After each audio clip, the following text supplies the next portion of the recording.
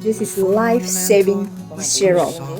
It's made with onions, brown onions. You can use white onions. You grate the onions. After grating the onions, you add black seed. Bring a jar, add black seed, the onions, cinnamon stick.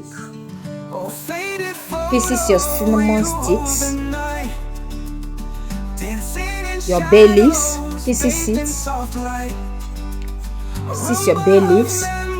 Add your thyme, your organic dry thyme. Add cloves, the black seed, the onions, pieces, and put into a jar. I use a glass jar.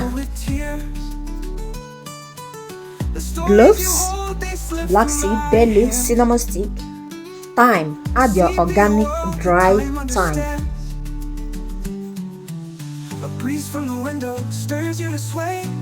After adding your organic dry thyme, you add your honey. We are going to ferment it with honey. This life-saving syrup is for cough, children cough, adult cough, asthma, cold, digestive gas,